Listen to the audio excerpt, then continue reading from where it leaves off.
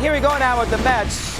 They will be a very interesting team to keep an eye on all year long. Eddie C. will do that. Eddie Coleman's our pal. And he says hello. You'll see him here in a sec. There he is. Eddie, welcome. As usual, it's a pleasure.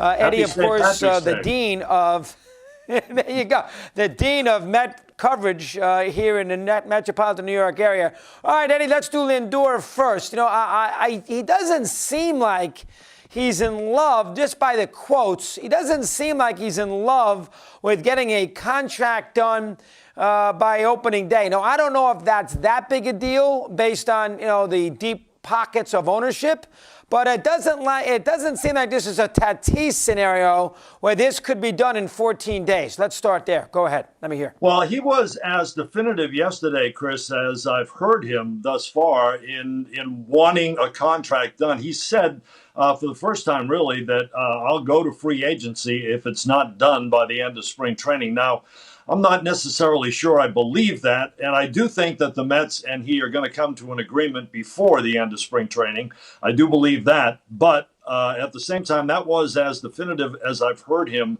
thus far in saying that, listen, I want to win ball games. I want to concentrate on what I'm doing here, and I don't want to have to worry about the contract. Now, it's not really him that has to worry about the contract. It's the agent and it's the ball club. So I think negotiations could go on during the season if it doesn't get done. But I'm pretty confident they will get something done by the end of spring training.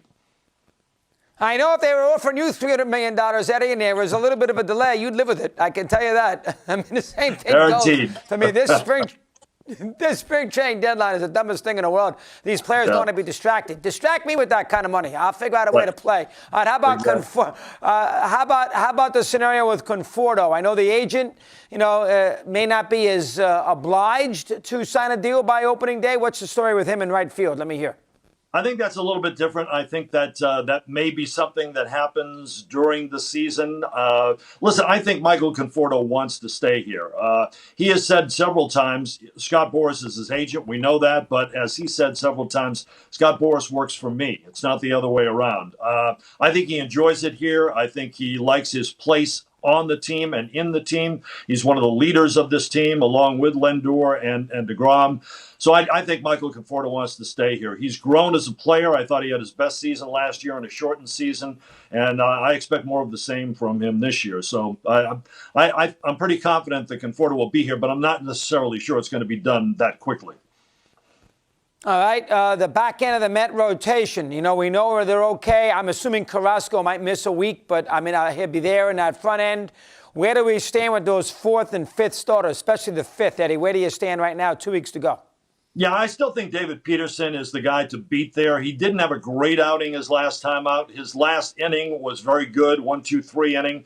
He was kind of shaky at the beginning, but he's got a lot of poise. He has a lot of maturity. They like David Peterson a lot, and there's a lot of reasons to like him. I think he's going to be the fifth starter. They also have Jordan Yamamoto. They have Joey Lucchesi. But those guys are depth guys to me. I think that they'll see action sometime during the season. They're going to be dropped into the rotation, but I think those guys, along with a couple of other guys that they have, I think are going to be dropped in there as well, too. So, but I think Peterson is going to be the guy. Carrasco may or may not be ready at the start of the season, but he could be ready by, say, April 7th, which is when the Mets are going to need a fifth starter at that point. So giving him that little extra time may help him. All right, J.D. Davis at third base. You confident there or no? Well, I think JD has made improvements. I think he's more set in his pre-position now at third base, and I think he's more comfortable there. He was probably playing a little bit too deep last year.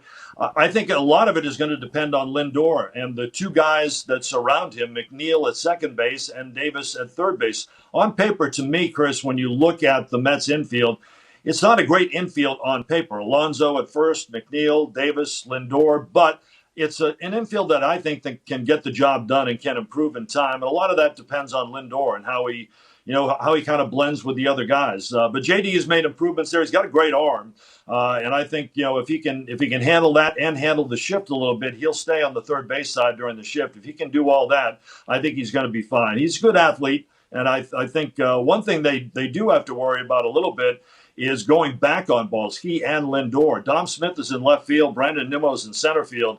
Both those guys are going to play deep, and I think that they're going to have to cover a lot of ground in that shallow left field, shallow center field, along with McNeil to cut off some hits there. So that could be something that they're going to have to work on. And Dom Smith is not, Barry Bonds on left field, and there's not going to be a DH. So from that side, unless it's a last-second agreement, which I doubt. So as a result there, you're going to see Dom Smith out and left.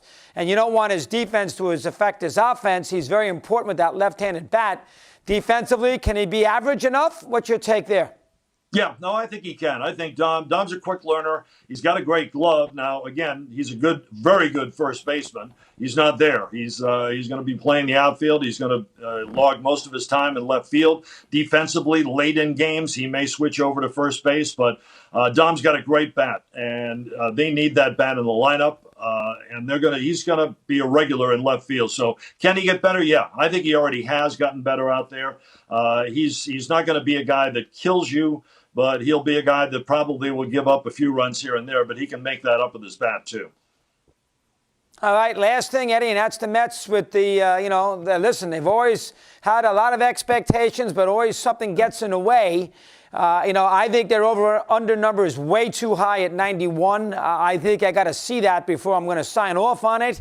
They should be good, but you never know with this Mets team. We've gotten this path a lot in the last 6-7 years, and they disappoint.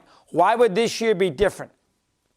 Well, I think it's a very tough division. So that, and I agree with you on the number, that getting there is going to be tough because I think every team, including Miami, is kind of better this year. How good the Phillies are and the Nationals are, injury-wise, et cetera, and revamping, we'll see. But Atlanta's going to be good, and Miami is coming on as well, despite the short sample that they had last year. So that works against them a little bit. It's a very tough division, but I do feel that they have the people in the clubhouse to get this done. DeGrom is, to me, the best pitcher in baseball. They have a good rotation behind him.